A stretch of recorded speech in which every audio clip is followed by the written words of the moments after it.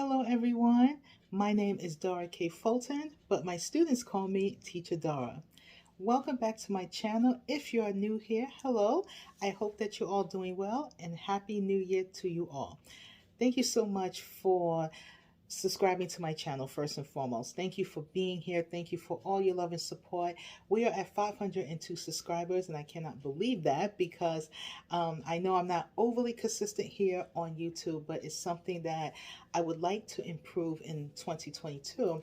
But unfortunately, due to very personal situations and circumstances, it has hindered me from doing this. Okay, and so I want to make sure that I welcome all my new subscribers, say hello to my returning subscribers. Thank you all for still being here. I am the founder and ESL teacher to my own company, AppliedESL, which is an online English tutoring service with a creative approach where I help adult learners build their confidence while practicing and improving their English speaking skills.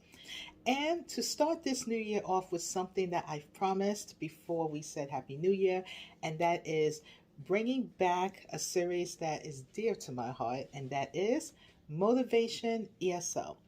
Motivation ESL started from being a blog to now a series here on YouTube that I did back in 2017. However, I stopped blogging for reasons I really don't know because it just happened, to be honest with you. But I did continue to create video content here to share my experiences as an ESL teacher, as well as to help fellow ESL teachers out there who are looking to pursue this profession or are in the profession but just need some motivation, inspiration, and assistance. So that's what I'm here for.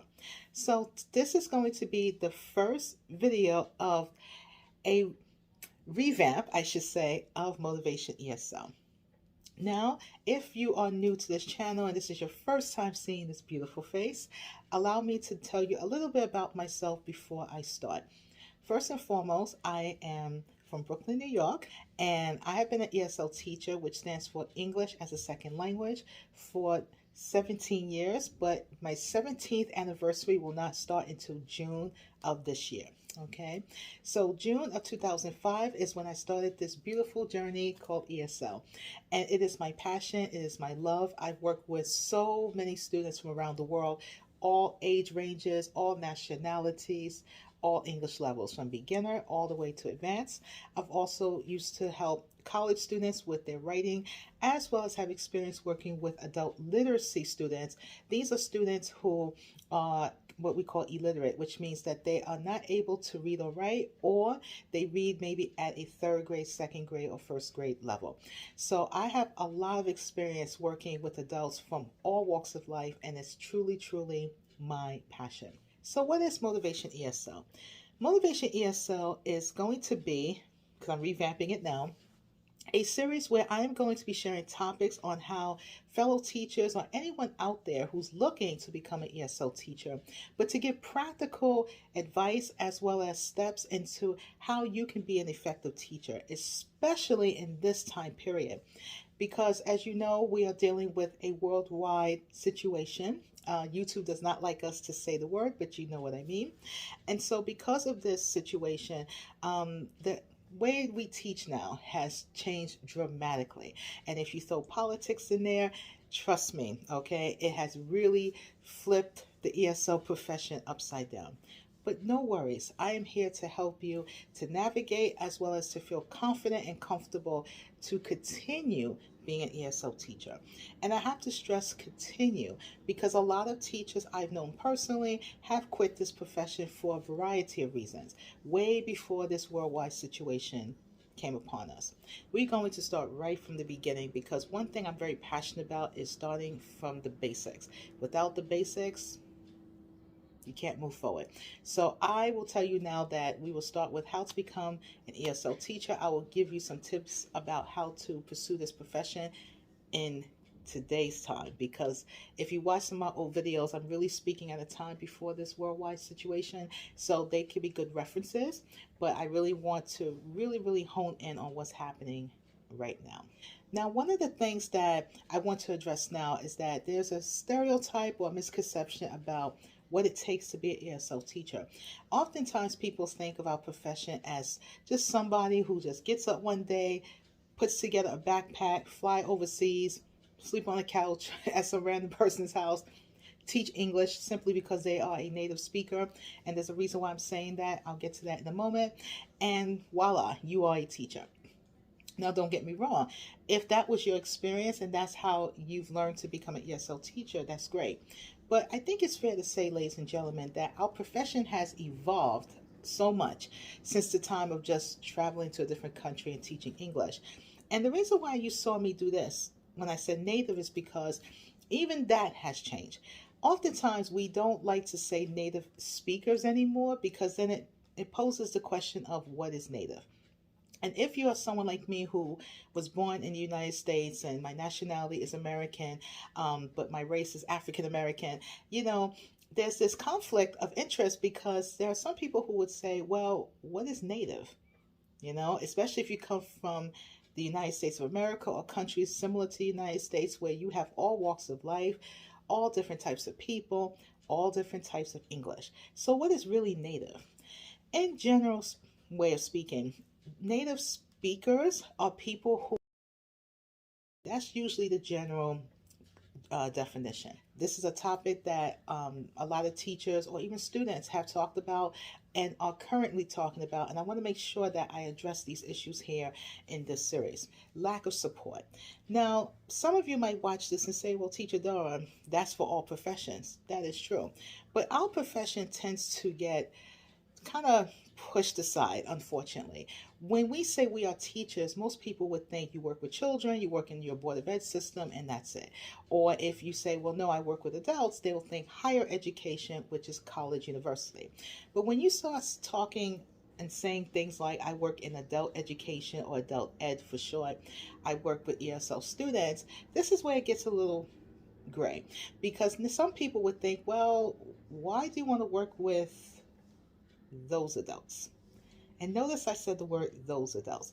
There's a bit of a prejudice when you work with ESL learners. In some places they call them ELL, which stands for English language learners, okay? Or they might be called EFL, which is English as a foreign language learners. Let me just say now that our profession is the queen of acronyms, okay? We have so many acronyms. We can spend all day talking about it, but I just want to give a general overview of what you can expect if you decide that you want to choose this as your profession. There's a lot of stuff that as ESL teachers we have to go through, especially working with adults. And adults can range from anywhere from the ages of 18 years old all the way to 90 years old. So, you know, there's really no cap when it comes to age. There are a lot of discrimination when we start really diving deeper as to age ranges, backgrounds, cultural backgrounds, accents, you know, religions, preferences. There's a lot that becomes involved when you are teaching an ESL. And it's not something that you necessarily are looking for, but it's something that will be presented to you whether you like it or not. And the lack of support is one of those things that I am a big advocate against. I feel we should be more supportive as teachers. I feel that administration needs to be more supportive of teachers in general, not just ESL, but particularly when you work in adult education. There is a misconception that when you work with adults, they already know what to do, and so just teach them and move on. But it's not as simple. I propose and will say now that there's something called middle population. This is something that I've actually written down and I've been really taking time to research on. Middle population for me are adult learners that don't fit the narrative. They're not at-risk youth, but they're not senior citizen. They're not adults who never had schooling. These are adults that true beginner level, but they're not advanced level either. These are the adults that tend to maybe work the low end jobs, but they didn't choose that because maybe circumstances happened and they had no choice. This is where sometimes immigration issues may come in and play part in that. So these are the adult learners that oftentimes get kind of pushed aside. They may not fit the curriculum of the school that they're trying to apply for. They may not have the financial wherewithal to go to a language school or go to college, university, or work with a teacher one to one, right? So these are some of the issues I want to bring up in this Motivation ESL. And it's not just for teachers, it's also for students too, because I will be sharing how students can navigate in their journey learning English. It's not the traditional way of learning anymore. As you know, this worldwide situation has changed everything. We are now forced to learn like this. And for a lot of adults, they don't feel comfortable doing this. And I know with the age of technology and social media, many may feel like, well, this is the norm. But I would argue that this may not be the norm for everyone. There are a lot of students I know personally that do not and will not even learn doing this. They just refuse. They will prefer in-person classroom learning, textbook where they can actually touch it, not sharing a screen on Zoom, not downloading a digital workbook. No, they want to actually touch the book. They want to write in it. They want to look at their teacher. They want to raise their hand. They want that traditional setup that's appropriate for adults. And to be very honest with you, coming from a background like that, I can't blame them. This is not easy. And for us teachers who have been shifted from classroom to online, it's not easy for us either. So I really want to address these issues and really give a positive perspective on these issues, but also share the negative as well. In order for you to be an effective ESL teacher, especially today, you have to be aware of what's happening in the world. This was a mistake I've made in my younger days, okay? I'm 40 years old now, but there was a time when I was 20 something and I didn't care about politics and government and policy, because so what? But over time, I realized I have to care, because it's government and policies and politics that will determine how we help our adult learners. And as an ESL teacher, you really need to be aware of that, whether it's in your home country or even here in the United States, or if it's a country that you plan on teaching at. So again, this series is all about motivation, but to also address these issues in a positive light, or to bring some type of positivity to issues that are pretty uncomfortable to talk about. I want to be the voice for the voiceless. I want to be your voice.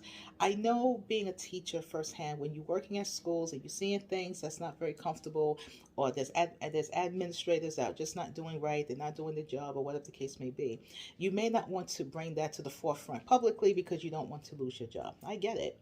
I know what it's like to have job loss. I know what it's like to deal with admin that just don't give a damn. Okay, they don't care about the staff. They don't care about the students. What they care about is the bottom line, which is making their money and going home.